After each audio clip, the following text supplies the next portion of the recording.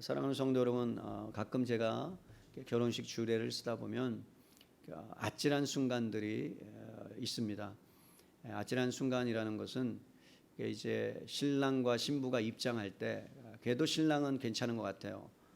멋있게 아주 늠름하게 저벅저벅 걸어오는데, 신부는 이제 옆에 아버님이 신부의 이렇게 손을 붙잡고 오잖아요. 그러니까 드레스가 막 길잖아요. 또 뭐 처음 결혼해 보는 거니까, 처음이자 마지막이니까 뭐 연습해 봤겠어요. 뭐 또 그러다가 이제 이렇게 그 단상을 조금씩 걸어다 보면 잘못 걸어갖고 이렇게 걸려가지고 자기에 걸려가지고 넘어지는 그런 아찔한 순간들이 이렇게 있습니다. 그럴 때 이제 저도 모르게 달려가서 이렇게 잡아주려고 했던 기억이 나요. 제가 왜 이 말씀을 드리냐면, 오늘의 본문의 말씀이 진리의 허리띠를 띠고 의의 호심경을 붙여야 되는 영적인 무기에 대해서 제가 말씀을 드리려고 하는데, 그만큼 허리띠가 중요하다는 거죠. 저도 가끔씩 이게 집에서 이제 양복을 입고 오거나 그럴 때 그냥 나도 모르게 허리띠를 차고 오지 않을 때가 있습니다. 물론 지금은 조금 이렇게 슬림해져서 좋은데, 허리띠를 안 띄워도 내려가진 않아요. 몸이 건강하다 보니까. 근데 이제 이렇게 몸을 좀 헬스하게 이렇게 조금 줄이고 건강하게 할 때는 이게 이제 바지가 헐렁헐렁하게 되잖아요. 그럴 때는 허리띠를 띄워야 합니다. 착용해야 합니다. 그렇지 않으면 난처한 일을 당하게 됩니다. 오늘 본문에 사도 바울이 하나님의 전신갑주를 입어야 되는 이유에 대해서 우리들이 아는 바와 같이 11절에서 13절 두 절의 말씀에 걸쳐서 마귀의 계계를 능히 대적하기 위해서 하나님의 전신갑주를 입으라고 말을 해요. 그리고 13절에는 이렇게 말씀합니다. 하나님의 전신갑주를 취하라. 이는 악한 날에 너희가 능히 대적하고 모든 일을 행한 후에 뭐하기 위함이라? 서기 위함이라는 거예요. 여러분, 그러니까 우리는 말씀 안에 반석 위에 서기 위해서 하나님의 전신갑주를 입어야 된다는 이야기고, 하나님의 전신갑주를 입지 못하면 우리는 서지 못한다는 거예요. 그러니까 영적 전쟁에 나가는 장수가 올바르게 서서 그 싸움을 이기기 위해서는 여러분 주저앉을 수 없고 서야 되는데, 그러기 위해서 그리스도 예수 안에 너희가 머물러야 된다. 이것을 저희들이 이제 지난주까지 말씀을 배웠고, 오늘은 이제 연약한 에베소 교회 성도들에 대해서 이 사도 바울이 늘 염려하는 것이 있었습니다. 왜냐하면 여러분, 외부로부터의 핍박이 있었고요. 그리고 예수님을 믿고 난 다음에 가정 안에서도 예수 믿는 것 때문에 어려움이 있었고요. 그래서 그것을 너무나 잘 알고 있었던 이 사도 바울이, 혹여나 에베소의 교회 성도들이, 예수님을 간 믿은 성도들이 사단의 계계에 빠져서 동요함을 얻고 때로는 유혹에 빠져서 미혹에 빠져서 넘어질까 하는 그러한 그 마음이, 염려가 그 안에 있었습니다. 그러면서 여러분, 늘 그 성도들이 올바르게 섰으면 좋겠다, 제대로 서서 있었으면 좋겠다. 그래서 때로는 여러분들 일주일간 지나면서 성도님들이 오시는 모습을 보면 정말로 저분이 일주일의 삶을 정말 어떻게 살았는가, 저도 잘 모르지만 표정을 보면 알 수 있고, 그 언어를 보면 알 수 있고, 행동을 보면 알 수 있어요. 풀이 막 죽어서 온 성도들도 있고요, 막 기쁨과 이 행복감에 막 교회 예배 나오는 분들도 있고요, 자녀와 치열한 그 싸움 가운데, 어려움 가운데 온 분들은 막 풀이 죽어 있는 부분들을 보게 돼요. 사도 바울이 여러분 에베소 교회 성도들을 향하여 얼마나 큰 어떠한 염려가 있었냐면, 사도행전 20장 29절로 30절에 가보면 에베소 교회 장로들에게 이제 에베소 지역을 떠나면서 하시는 말씀이 있어요. 제가 읽어드릴게요. 내가 떠난 후에 사나운 이리가 여러분들에게 와서 그 양떼를 아끼지 아니하며, 또한 여러분 중에서도 제자들을 끌어 자기를 따르게 하려고 어그러진 말을 하는 사람들이 일어날 줄을 내가 아노라. 그러니까 지금 에베소 교회 성도들을 양육하고 말씀으로 양육하고 지금 이제 다른 지역으로 사도 바울이 떠나야 되는데, 거기에 남아있는 장로님들에게 말하는 것이 뭐냐면, 내가 이들을 남겨두고 가는 것이 양떼를 이들에게 남겨두는 것처럼 그렇게 내 마음이 너무나도 아프고 염려스럽고 걱정스럽다, 그런 말을 지금 여러분 장로님들에게 하면서 부탁을 하는 거예요. 여러분, 제자들을 향하여서 예수님께서 뭐라고 말씀했어요? 내가 너희를 이리에게 보내는 것과 같이 너희를 보낸다 라고 말씀하셨습니다. 여러분, 이 세상은요, 어떤 면에서 사탄이, 이 세상이 임금이기 때문에 예수님을 믿는 사람들을 우는 사자와 같이 넘어뜨릴 자를 찾으러 다녀요. 그런데 두 부류 중에 하나예요. 아예 하나님과 멀리 있는 사람은 건드리지 않아요. 그런데 정말 하나님 말씀대로 살고자 하고 하나님 뜻대로 살고자 하고 기도하고 정말로 하나님의 말씀을 붙잡고 살고자 하는 그 사람에게 타켓을 정해서 사단은 그를 넘어뜨리려고 여러분 여러 가지 유혹들을, 미혹들을 행하는 것을 여러분 우리는 알 수 있어요. 바울은 영적 전쟁이 얼마나 치열한지를 너무나 잘 알고 있었습니다.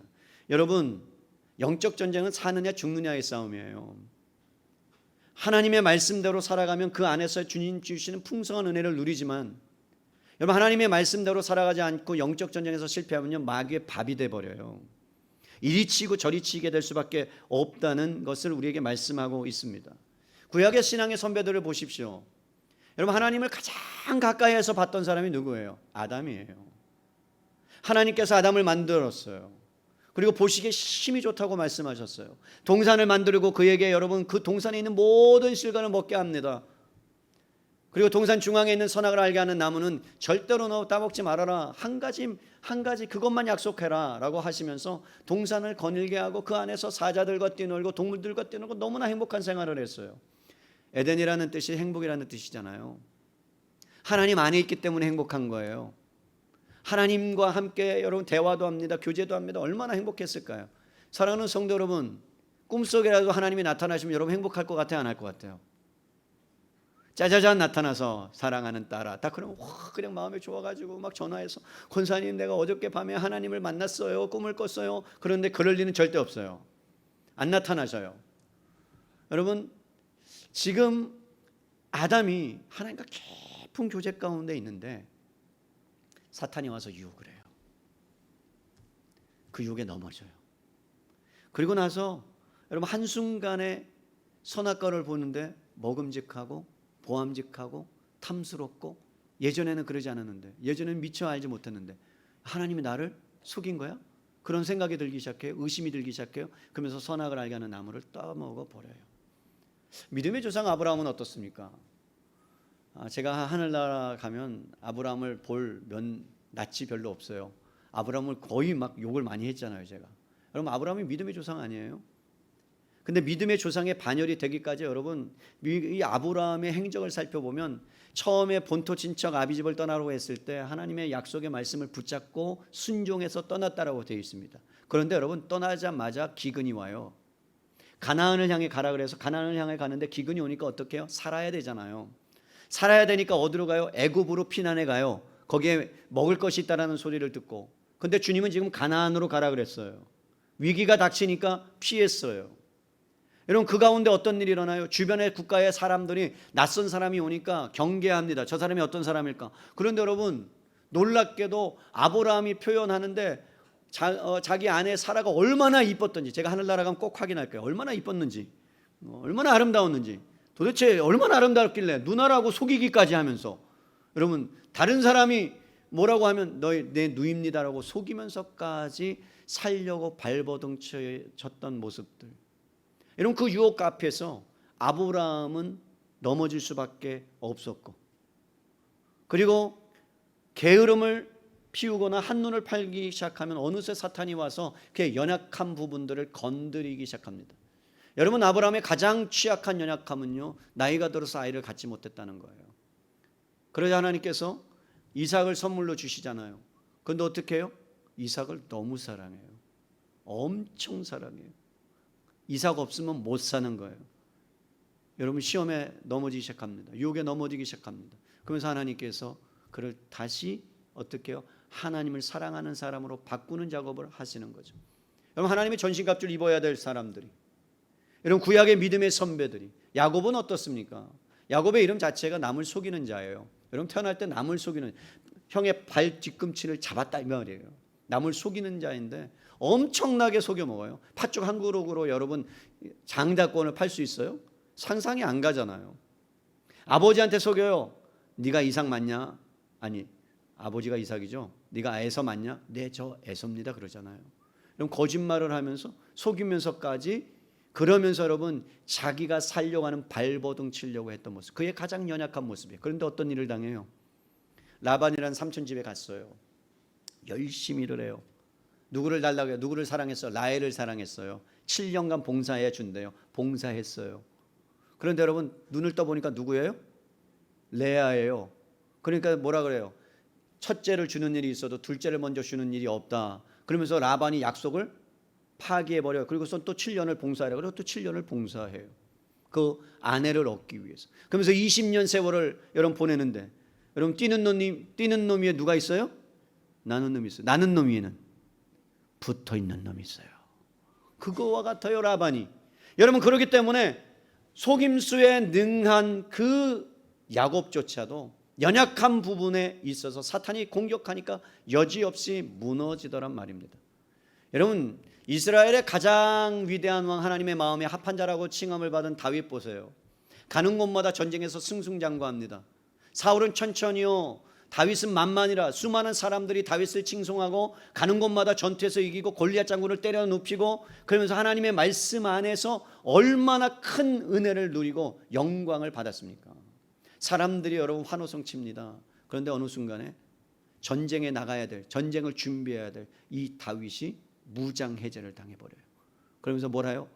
여러분 뜰을 거닐고 있어요. 궁중을 거닐고 있어요. 그러면서 한 여인을 보고, 그러면서 여러분 욕망이 넘쳐서 우리야 아내임에도 불구하고 밧세바를 취하고 하나님을 속이고, 그리고 우리아를 속이고 전쟁에 나가서 여러분 살인을 저지르는 그러한 일을 벌이게 돼요. 어느 한순간에 여러분 사단이 저자를 넘어뜨리려고 한다고 마음을 먹으면요, 가차없이 와서 그를 넘어뜨리게 됩니다. 욥은 어떻습니까? 욥도 마찬가지예요. 여러분 하나님 앞에서 의로운 사람이라 동방의 의인이다 칭하는 이 욥도 사단이 두루 다니면서 살피다가 욥을 찍었어요.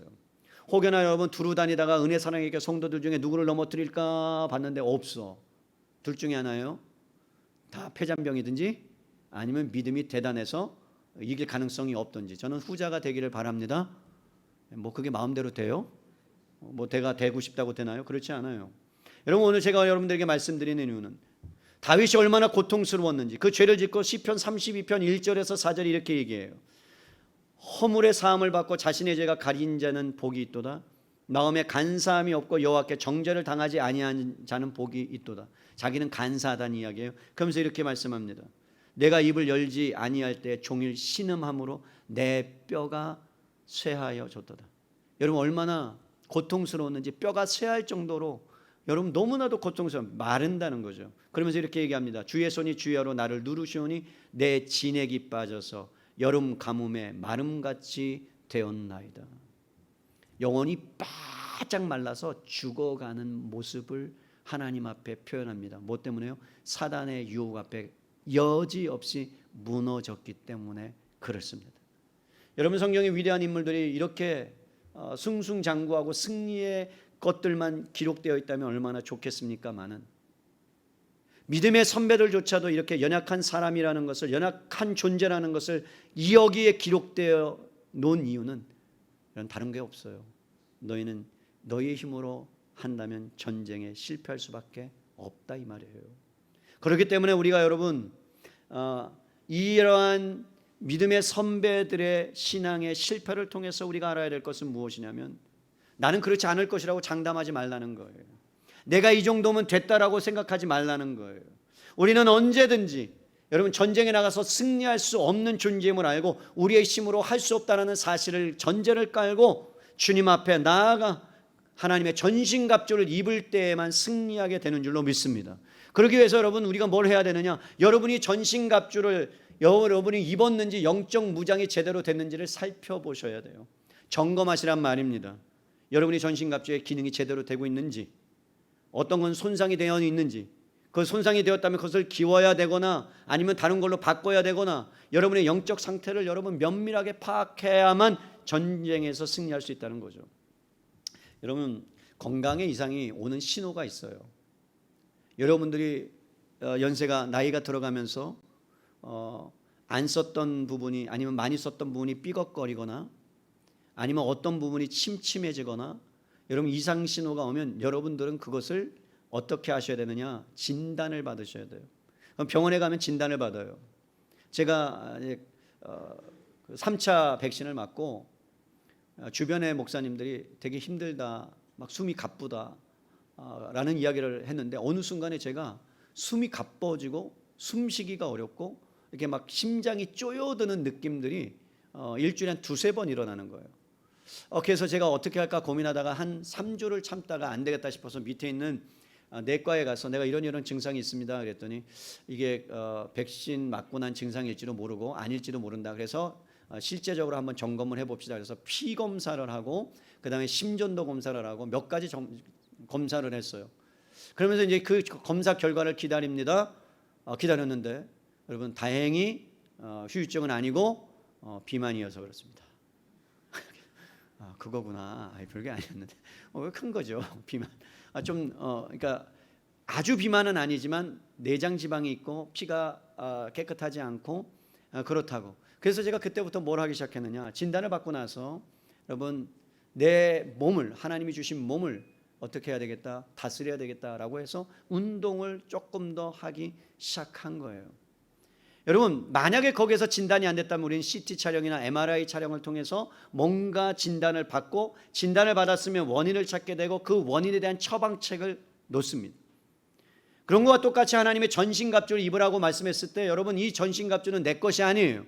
내가 입는 것이 아니고 하나님이 우리에게 주신 장비라면 우리가 그 장비를 착용해야 되고 그 장비를 제대로 사용할 수 있어야 되는데, 먼저는 이 장비가 하나님으로부터 왔기 때문에 하나님께서 신이 백성을 보호하시는 싸움의 용사요 전쟁에 능하신 분임을 여러분들이 믿으셔야 합니다. 그러니까 전쟁에 나갈 때 여러분 이스라엘 백성이 전쟁에서 승리할 수 있는 비결은 그들에게 있지 않고 하나님께 있다라는 거예요. 믿으십니까?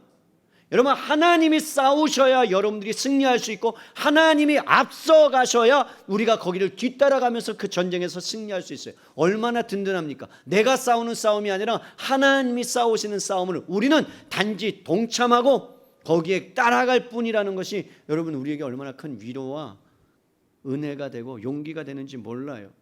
그러면서 우리에게 여러 가지 무기를 나누어 주셨습니다. 여러분들이 전쟁에 나가는데 전신갑주를, 하나님의 전신갑주를 입지 않고 나가면 어떤 일이 벌어지겠어요? 전쟁에 났다고 칩시다. 그런데 여러분 아무것도 들지 아니하고 창이라도 들고 뭐라도 들고 나가야 되는데 맨몸으로 나가면 우리는 여러분 백전백패할 수밖에 없다는 거죠. 오늘 이 시간에 바울이 그리스도인들을 향하여, 에베소 교인들을 향하여 너희가 견고하게 서야 된다. 그래서 여러분 오늘 읽은 13절 보세요. 그러므로 하나님의 전신갑주를 취하라 한 다음에 14절이요. 그런즉 어떻게 하라고요? 서라는 거예요. 앉아있지 말라는 거예요. 일어나라는 거예요. 사랑하는 성도 여러분, 지금 한국교회가 주저앉아 있는 상황이에요.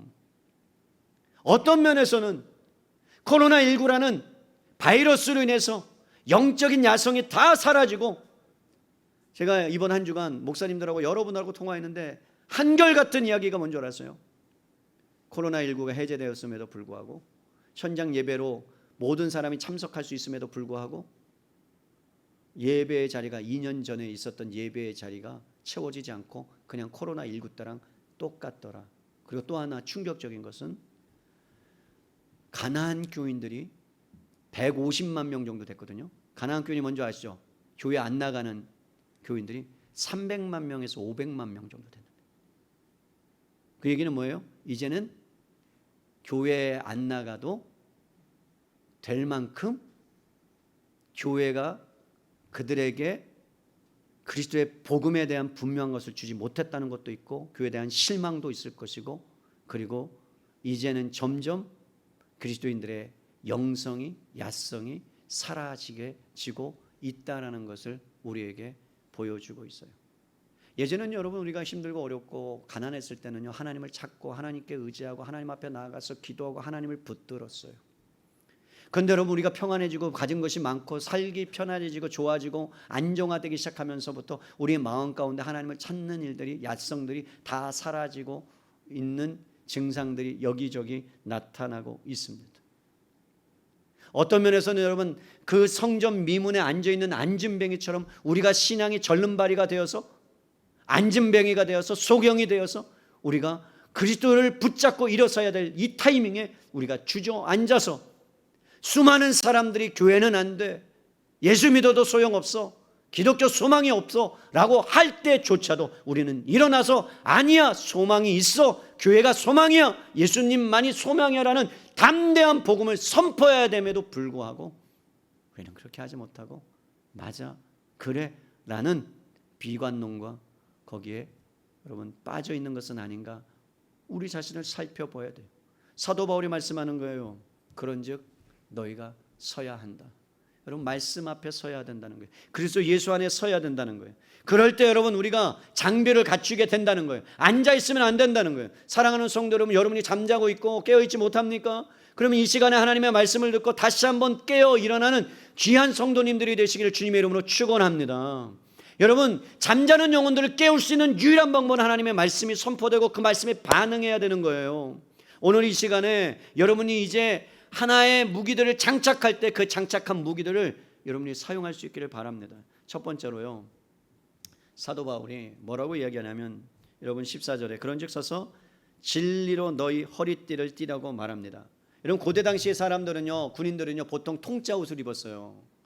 그러니까 위아래가 하나란 말입니다. 그렇기 때문에 어디를 뛰어가거나 급한 일이 있을 때는요 허리띠를 찼어요. 그리고 쉴 때나 잘 때는요 그 외에는 허리띠를 이렇게 벗어났어요. 그러니까 늘 항상 허리띠를 매지 않으면 손과 발이 자꾸 옷에 걸려서 거침돌이 되고 방해물이 되니까 허리띠를 찼단 말이에요. 지금 군인이 출전하기 전에서 무장을 하는데 제일 먼저 하는 게 뭐예요? 허리띠를 차려요. 여러분, 그런데 어떤 허리띠예요? 진리의 허리띠예요. 이 의미가 뭘까요? 진리의 허리띠. 우리는 쉽게 생각해요. 말씀이다. 맞아요. 그런데요, 좀 더 하나님께서 바울에게 왜 이 말씀을 여러분 우리에게 주셨을까? 이것을 알기 위해서 구약으로 넘어가셔야 돼요. 구약에 출애굽기 12장으로 가봅니다. 출애굽기 12장 11절 읽겠습니다. 우리가 찾을 거예요. 여러분, 출애굽기 12장 11절에 보면 우리에게 이 허리띠에 대한 한 가지 힌트를 우리에게 줍니다. 11절이에요. 구약성경 98페이지. 제가 읽어드립니다. 너희는 그것을 이렇게 먹을지니 허리에 띠를 띠고 발에 신을 신고 손에 지팡이를 잡고 급히 먹어라. 이것이 여호와의 유월절이니라. 여러분, 에베소서랑 비슷하죠? 띠를 띠고 신을 신고, 그죠? 손에 지팡이를 잡고 짚고 급히 먹으라. 여러분, 저를 보세요. 하나님께서 모세를 통해서 이제 이스라엘 백성들을 출애굽을 시키려고 합니다. 출애굽을 시키는데 10가지 재앙 중에 마지막 재앙을 이제 내보낼 거예요. 장자를 죽이는 사건, 모든 동물들의 첫째 난 걸 다 죽일 거고, 이스라엘 백성들이나 모든 백성들까지 문설주에 피를 바르지 아니한 사람들은 죽음의 천사가 넘어가지 아니하고 그 집안에 곡소리가 나도록 하는 마지막 사건을 행하기 전에 지금 요구하는 게 있어요. 뭐라는 거예요? 허리에 띠를 띠어라. 그리고 신을 신어라. 손에 지팡이를 잡고 있어라. 잡고 있어요. 그리고 급히 먹어라. 여러분, 상상해 보십시다. 지금 뭘 하는 동작이에요? 지금 어떤 이러한 동작들을 통해서 뭘 말씀하고자 하는 거예요? 여러분, 이것은 무엇이냐면 이제 죽음의 천사가 와서 집집을 방문하고 첫태생, 초태생을 다 죽일 때에, 장자를 죽일 때에, 그때 하나님의 나팔 소리가, 명령이 떨어지면 준비하라는 거예요. 언제 떨어질지 모르니까. 결국 뭐예요? 전쟁을 준비하는 기동성을 너가 갖고 있어야 된다. 집중하고 그 나팔 소리가 언제 나야 될지 준비해야 된다, 이 말이에요. 여러분, 지금 이스라엘 백성이 출애굽한 것이 목적이에요? 가나안 땅에 들어가는 게 목적이에요? 전자의 후자예요. 가나안 땅으로 출애굽을 하는 게 목적이에요? 가나안 땅에 들어가는 게 목적이에요? 가나안 땅에 들어가는 게 목적이에요. 그럼 여러분 잘 생각해 보십시다. 가나안 땅으로 들어가기 위하여 지금 첫 번째 명령이 허리에 띠를 띠라는 것을 말씀했다면, 너희가 이스라엘 백성이 어디를 향하여 가는지에 대해서 지금 말씀하고자 하는 거예요. 먹는 게 초점이 아니에요. 네가 영적 전쟁을 하고 지금 광야의 삶을 살아가야 되는데, 광야의 삶은 끝이 아니고 나그네의 삶을 살아갈 건데 마지막 종착점이 가나안 땅인 것을 너가 바라보면서 이 나그네된 삶을 살아내야 된다. 자, 에베소서로 올게요. 너희가 어떤 삶을 살아야 되느냐? 영적 전쟁이 중요한 게 아니라 영적 전쟁 끝에 영원한 나라, 하나님의 소유, 하나님의 온전하고 완전한 상속을 너희에게 줄 그것을 바라보면서 이 땅에 뭐로 살아라고요? 나그네 된 삶을 살라는 거예요. 그게 영적 전쟁이란 말이에요. 이것에 대해서 좀 더 구체적으로 말씀드리면 베드로가 너무나도 잘 알고 있었어요. 영적 전쟁은 명수예요. 베드로전서 1장으로 가세요. 두 가지 말씀을 봐야 조합이 돼요. 자, 베드로전서 1장 13절 말씀이에요. 신약성경 377페이지가 되겠네요. 여러분, 베드로전서 1장 13절입니다. 그러므로 너희 마음에 허리를 동이고 근신하여 예수 그리스도께서 나타나실 때 너희에게 가져다 주실 은혜를 온전히 바랄지어다. 여러분, 영적 전쟁에서 가장 중요한 게 뭐냐? 마음의 허리를 동여야 된다는 거예요. 근신하라는, 집중하라는 이야기예요. 여러분, 뭐에 대해서 집중하래요? 예수 그리스도께서 나타나실 때, 그러니까 결국은 그 날이 올 것을 바라보면서 이 땅을 너희가 살아가야 된다. 종말론적인 관점을 갖고 살아가야 된다. 날마다 이 세상이 영원하지 않다라는, 끝이라는 생각을 갖고 살아가야 돼. 그러면 여러분, 여러분의 가치가 땅에 집중하지 않아요. 여러분의 가치가 세상 것에 집중하지 않아요. 어디에 집중해요? 뭘 하든지 결국 오고야마는 하나님의 나라, 영원한 나라, 그 나라의 상속자로서 이 땅을 살아가도록 집중해야 영적 전쟁에서 승리할 수 있다라는 거예요. 여러분, 왜 그래요? 사탄은요, 하늘의 시선을 두지 않고 땅의 시선을 두고 살아가도록 해서 우리를 패배시킵니다.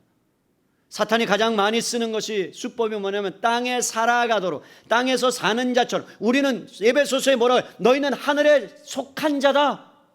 땅의 것을 생각하지 말고 위의 것을 바라보면서 살아라. 너희는 하늘에 앉힌 자다. 그 권세를 갖고 이 땅에 살아가라. 그랬는데 어떻게 해요? 사탄은 그게 아니에요. 하늘 나라는 나중에 가는 거다. 머지 않는 게 아니라 멀다. 이 땅에서 마음껏 너희가 하고 싶은 거 다 하고 살아라. 그래서 여러분, 하늘에 속한 자가 아니라 어떻게 해요? 이 땅에 속한 자답게 세상 사람들과 똑같이 살아가라. 그래서 하늘에 대한 시선을 무너뜨리게 만들어 버립니다. 이 세상 임금이 사단이라고 그랬어요. 자신이 만들어 놓은 이 세상의 시대 정신과 진리를 혼합시켜 버립니다. 진리를 오용하게 만들어요. 진리를 혼탁하게 만들어요. 예를 들어서 여러분, 기독교의 진리는 아무리 기독교가 꾸정물이라도 할지라도 그 중심의 목회자가 있고, 타락의 중심의 목회자가 있고, 교회가 있는데, 그럼에도 불구하고 진리는 여러분 순수한 것이고 변치 않는 것이고 영원한 것인 줄로 믿습니다. 더럽다고 버릴 수가 없는 거예요. 믿으십니까? 그런데 윤리적으로, 도덕적으로 여러분 기독교를 보기 시작합니다. 사람들을 보기 시작합니다. 상식적이지가 않은 거예요. 기독교가 윤리적으로, 도덕적으로 다 타락해 버리는 거예요. 그러다 보니까 여러분, 그것이 진리는 아닌데 우리는 그보다 훨씬 더 높은 경지에 있어야 되는 사람들인데 어느 순간에 윤리, 도덕보다, 상식보다 더 못한 그러한 자들이 되어 버리니까. 왜요? 하늘의 시선을 두고 살지 않아요. 세상에 집중해서 살기 시작하는 거예요. 종말론적으로 내 인생이 내일 끝날 것이다, 하루밖에 없다, 마태복음에 하루살이다라고 한 그 말씀처럼 하루밖에 없음을 알고 살아가면요, 내가 어떻게 살아야 될지가 결정이 돼요. 근데 내일이 있고 모레가 있고 10년이 있고 100년이 있으니까 난 이렇게 살아갈 수 있다라고 생각을 하며 착각하면서 살아가는 거예요. 사랑하는 성도 여러분, 이 시대에 가장 필요한 것이 무엇인 줄 아십니까? 진리를 붙잡아야 되는 거예요. 진리로 허리띠를 띠라는 말은 준비하면서 살아가라는 거예요. 이 땅이 끝이 아니라는 거예요. 이 땅이 영원하지 않다는 거예요. 믿으십니까? 근데 왜 목숨 걸고 살아가세요? 왜 이 땅에 목숨을 거는 것처럼 남들이 하는 거 다 하면서 투기하면서, 우리는 없을 거예요. 우리 교회는 없죠. 아멘. 분위기가 있으면 저를 만나세요. 저한테 깊이 상담을 받으세요. 투기하는 사람 없잖아요. 불로소득 없으시죠? 줘야 될 것 제대로 주셔야 돼요. 사장님이면 제대로 월급 주셔야 되고, 그리고 제대로 일을 할 수 있도록 하셔야 돼요. 그런데 그것들을 다 하지 아니하고 세상의 방식대로 살아가다 보니까 똑같은 거예요. 예수 믿는 사람이든 믿지 않는 사람이든 티가 나지 않는 거예요. 하늘의 신령한 복을 받은 자답게, 하늘에 속한 자답게 살면요, 여러분 달라지게 되어 있습니다. 뭐가 달라져요? 주변의 사람들이 보기 시작해요. 인정하기 시작해요. 진리가 뭐예요, 여러분? 하나님 말씀이라고 얘기해요. 시대가 변해도요, 환경이 변해도요, 절대로 변치 않는 것은 진리예요. 믿으십니까?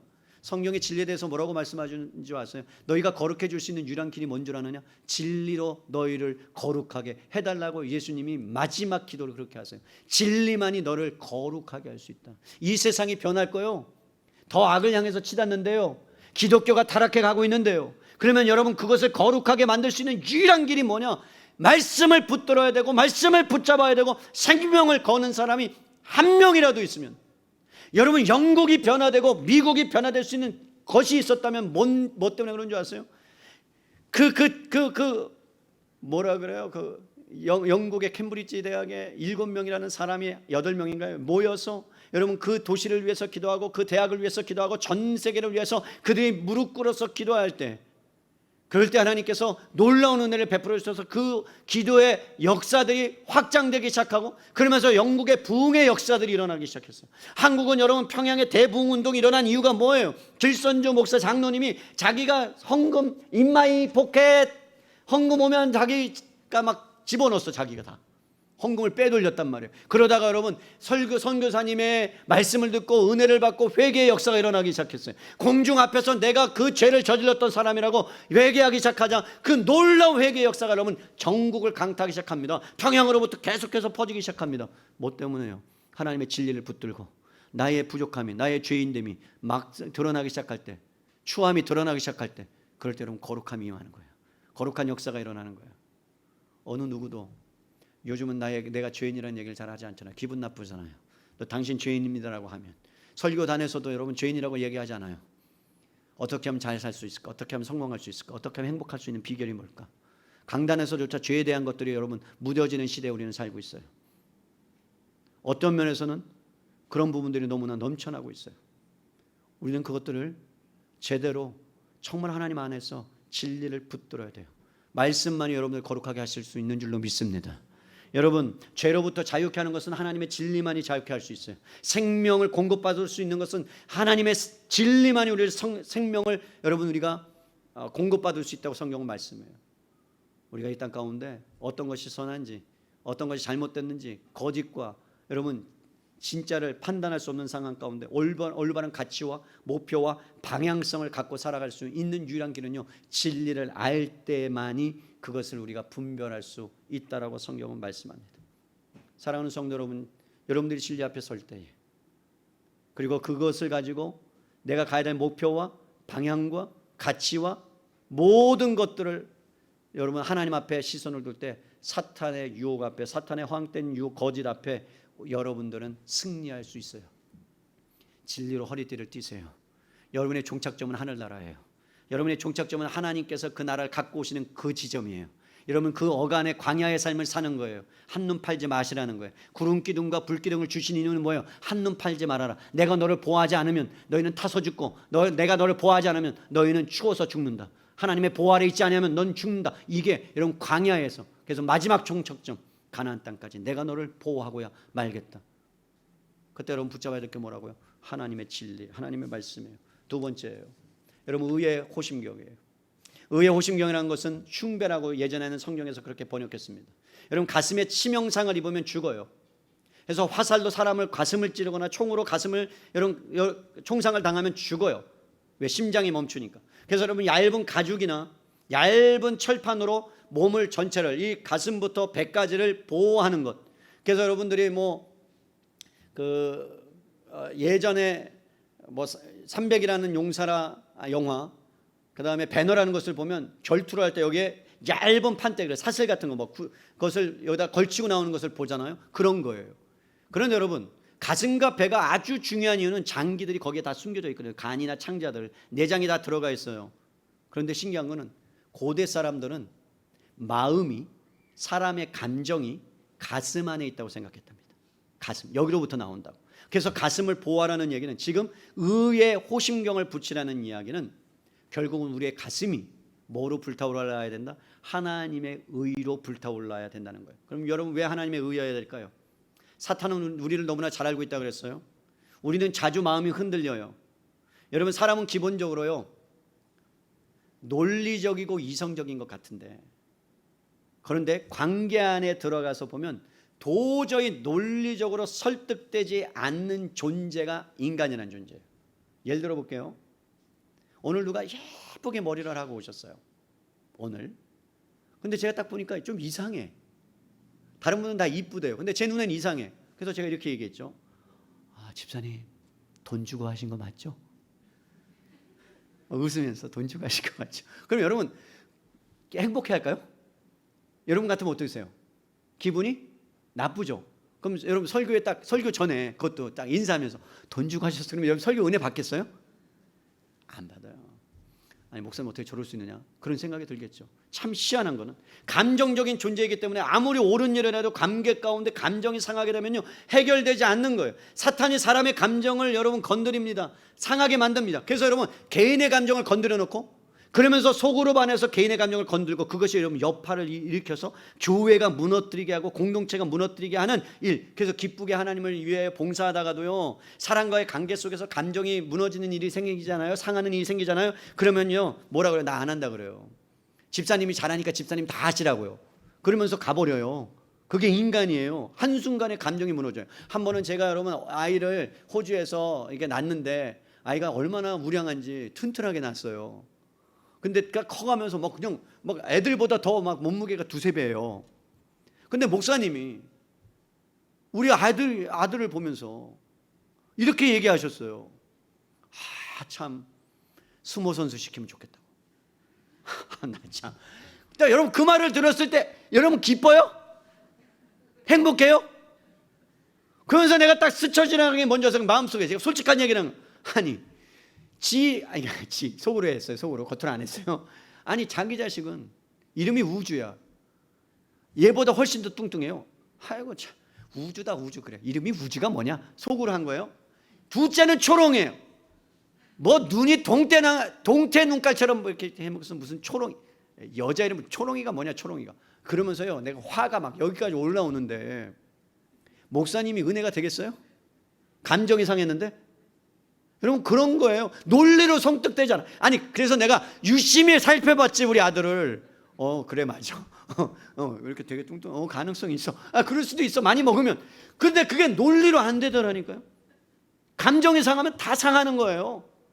그게 사람이에요. 사탄의 강력한 무게가 뭐냐면, 여러분 안에 감정과 기분과 양심과 의지와 욕구를 여러분 공격해. 어느 순간에 별거 아닌데 딱 한 번 치잖아요. 아킬레스건을 딱 건드려요.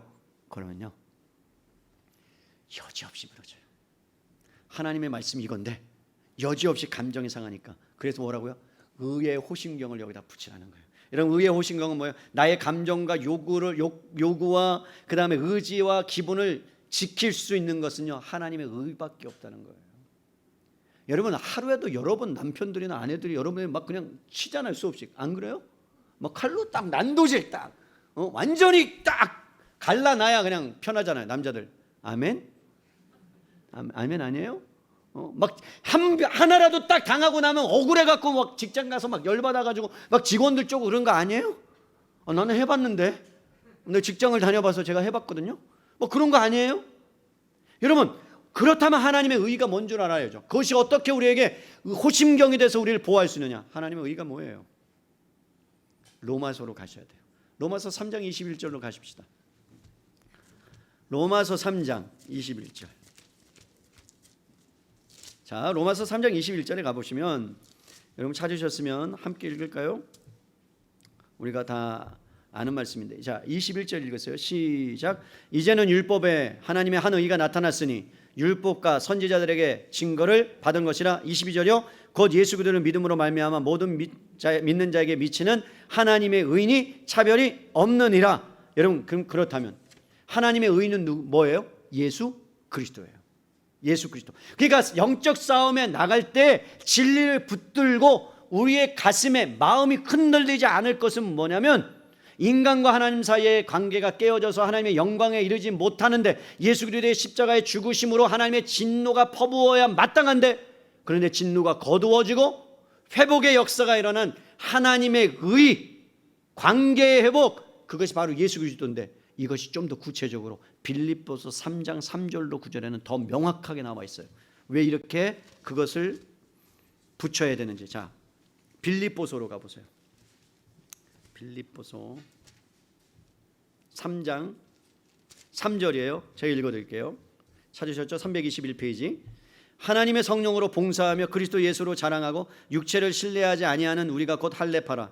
그러나 나도 육체를 신뢰함만 하며 만일 누구든지 다른 이가 육체를 신뢰할 것이 있는 줄로 생각하면 나는 더욱 그러하니니 나는 8일 만에 할례를 받고 이스라엘 족속이요 베냐민 지파요 히브리인 중에 히브리인이요 율법으로는 바리새인이요 열심으로는 교회를 박해하고 율법에 의로는 흠이 없는 자라.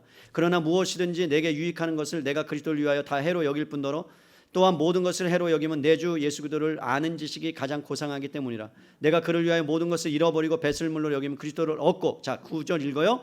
그 안에서 발견되려 함이니 내가 가진 의는 율법에서 난 것이 아니요 오직 그리스도를 믿음으로 말미암은 것이니 곧 믿음으로 하나님께로부터 난 의라. 여러분, 우리의 의는 예수 그리스도께서 가져다 주신 의예요. 나로부터가 의가 아닌데, 그 의로우심이 어디서 나타나느냐? 십자가예요. 모든 가진 핍박과 모욕을 다 감당해낼 수 있는 그 십자가.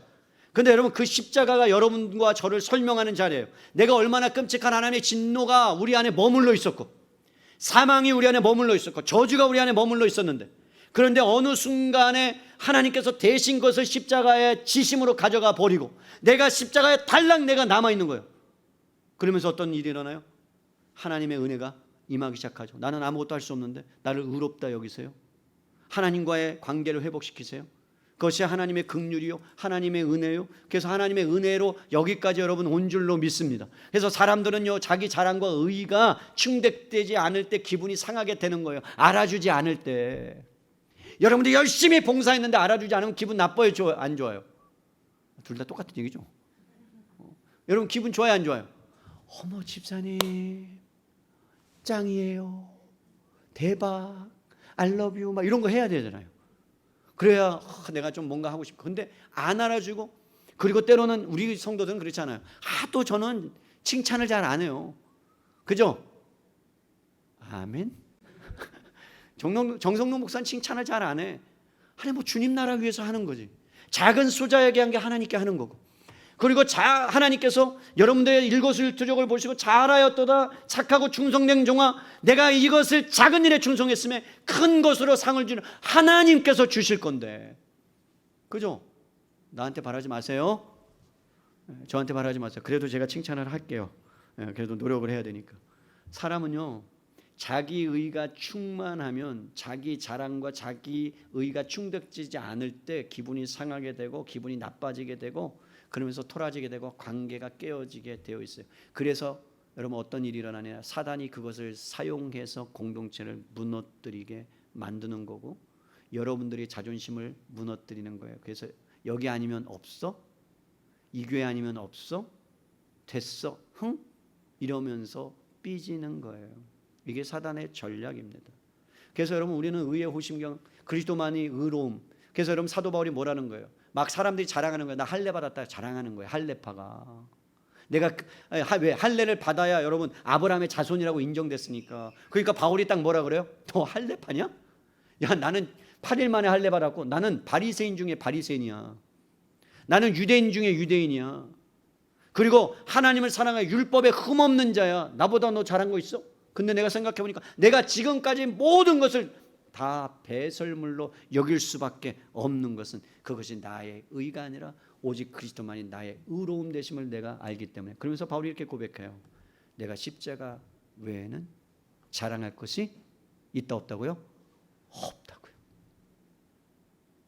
그 자만이 어떻게 해요? 의의 호심경을 붙인 사람의 고백이에요. 그래서 여러분 어떠한 사단의 유혹에서도 우리는 넘어질 수 없는 이유가 그리스도만이 의로움이에요. 왜? 내가 나 된 것은 오늘 찬양의 하나님의 은혜입니다. 아멘입니까? 여러분 그렇다면 한 가지 더 나아가서 우리를 마음을 보호할 수 있어야 되잖아요. 그러면 날마다 여러분 마음이 더러워질 때가 있어요, 없어요? 있죠. 그럼 그것을 어떻게 해야 됩니까? 그것도 하나님께서 우리에게 은혜를 주셔서 날마다 이 마음이 변화될 수 있는 방법도 주셨다는 거 아니에요. 얼마나 계획이 철저한지. 로마서 12장 1절로 2절까지의 말씀을 가보세요. 이제 말씀을 정리를 하겠습니다. 여러분 로마서 12장 1절로 2절, 여러분이 너무나 잘 아는 말씀이에요. 그러므로 형제들아 내가 하나님의 모든 자비하심으로 너희를 권하노니 너희 몸을 하나님이 기뻐하시는 거룩한 산 제물로 드리라. 이는 너희가 드릴 영적 예배이니라. 너희는 이 세대를 뭐하지 말고 본받지 말고. 여러분 다시 말하면 진리의 허리띠를 띠는 거죠. 이 세상 풍조가 아니고 내가 가야 될 목표, 가야 될 가치, 그러면서 어떻게 하래? 오직 마음을 새롭게 함으로 변화를 받아. 여러분 새롭게 함으로 변화를 받을 수 있는 유일한 방법이 뭐냐면 십자가 앞으로 나아가는 거예요. 십자가 앞에 나아가면 내가 진노의 자녀였음을 알고 하나님 앞에 죽어야 마땅한 자임을 알고, 그런데 하나님이 나를 건져서 하나님의 자녀로 상속적으로 받아주신 것이 너무나 감사해서 겸손해질 수밖에 없고, 남편을 봐도 자식을 봐도 소망이 없는데, 그런데 십자가 앞에 나가면 내가 아무것도 아님을 알고 그를 위해서 불쌍히 여기고 그를 위해서 눈물을 흘릴 수밖에 없는 왼수가 변하여 하나님의 긍휼의 대상이 되는 거예요. 정말 왼수인데, 인간적으로 보면 집에 가면 진짜 왼수인데, 남편이, 아내가, 자식이. 근데 십자가 앞에 나가면 내 마음이 변화받는 거예요. 그가 변하지 않아요. 똑같아요. 물 갖고 와. 그럼 갖다 줘야 되고, 뭐해? 그러면 해야 돼요. 그런데 여러분 내가 변화받으니까 물 갖고 와가 아름다운 소리로 들으면 물 갖다 주세요.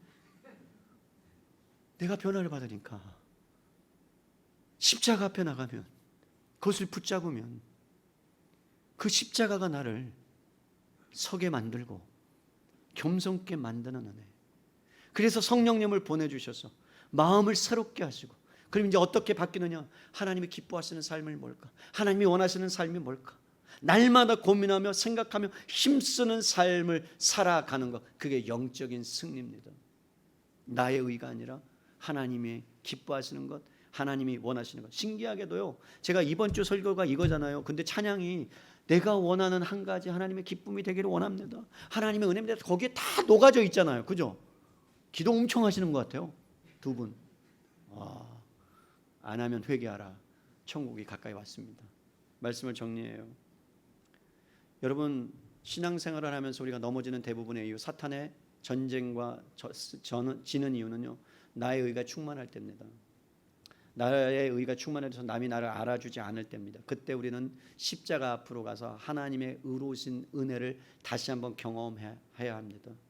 겸손하게 그 은혜를 덧입어야 됩니다. 십자가에 나를 못 박으셔야 합니다. 거기에 뭐가? 여러분의 욕심이, 여러분의 욕망이, 여러분의 정욕이 못 박아지는 자리가 여러분 십자가예요. 그러면 하나님이 어떤 은혜를 베푸신 줄 아세요?